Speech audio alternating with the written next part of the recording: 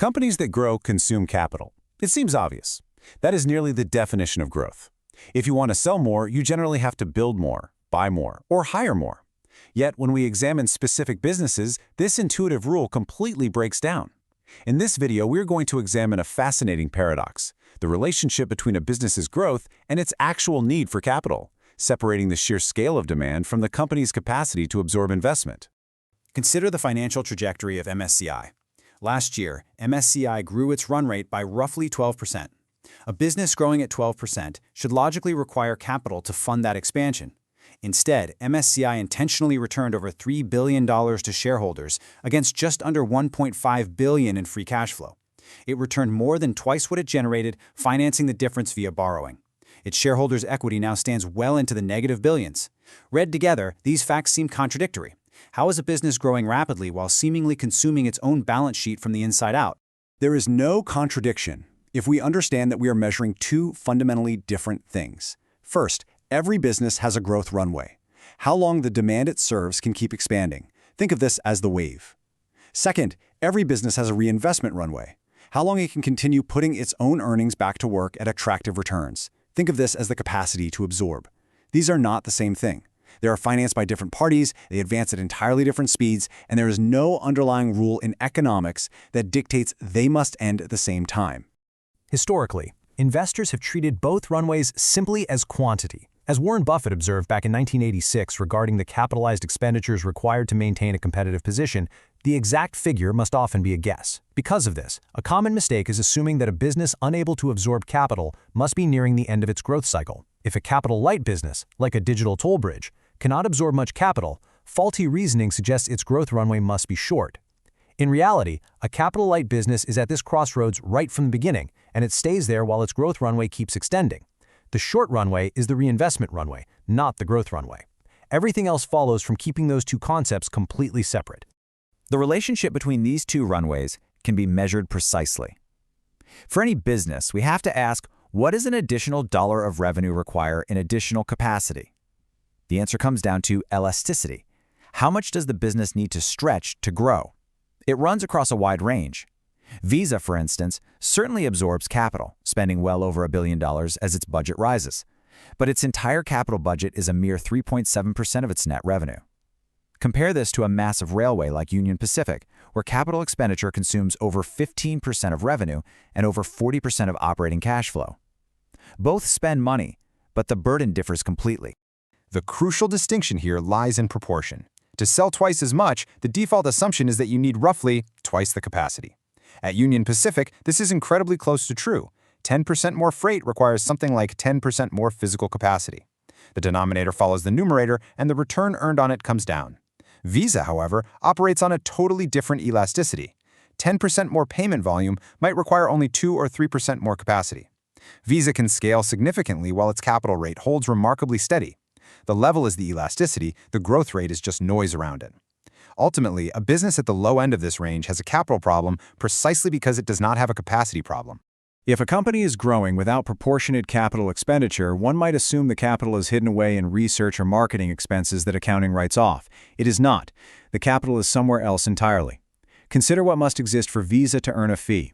A bank must hold the account and issue the card. A merchant must install a terminal. A consumer must carry a smartphone equipped with a digital wallet.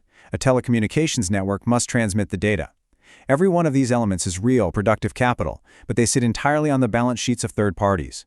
The secret is that Visa's customers pay for its growth. As a result, the company's balance sheet conceals an economic base that expands for free. Visa built the middle, the processing network, the data centers, the core protocols, and it paid for that once. But it does not pay for the ends of the infrastructure. Furthermore, the true driver of this growth is the global migration away from cash.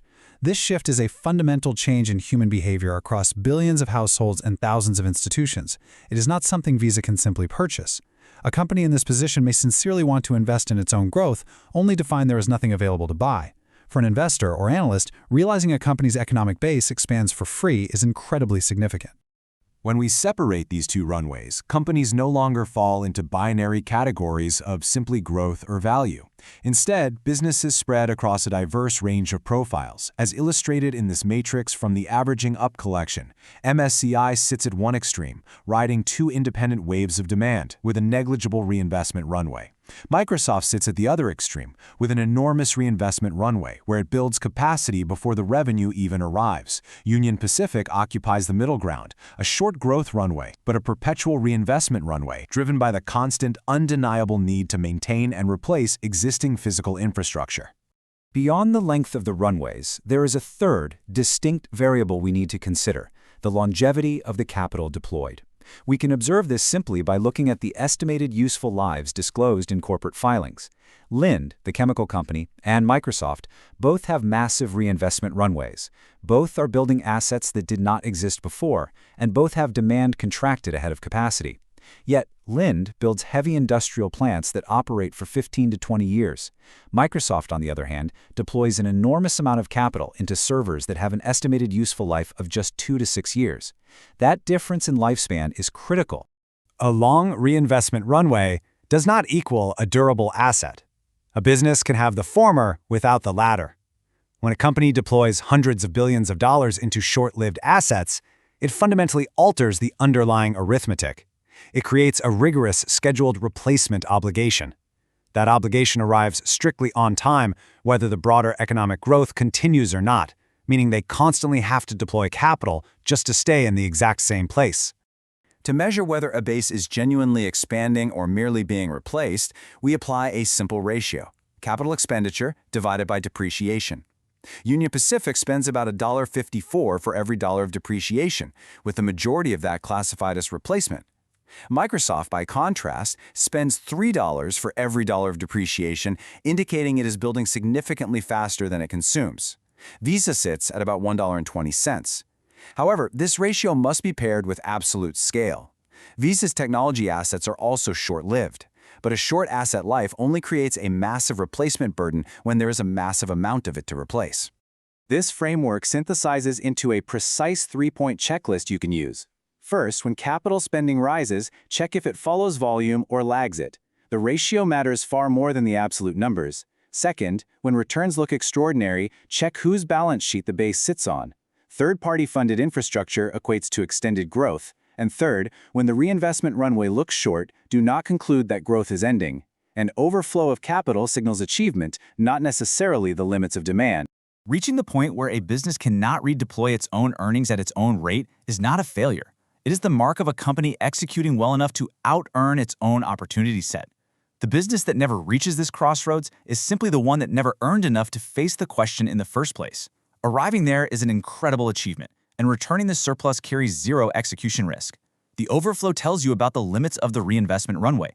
It tells you absolutely nothing about the length of the growth runway. The question to ask of any business is therefore not just how much capital it can absorb, but how much capacity each dollar of growth requires, and who is paying to build the rest. The next time you evaluate a high-growth company, ask yourself, are they paying to build the road, or are they just collecting the toll on infrastructure someone else financed? Understanding the difference changes everything. This content is educational and reflects a personal analytical framework. It does not constitute investment advice.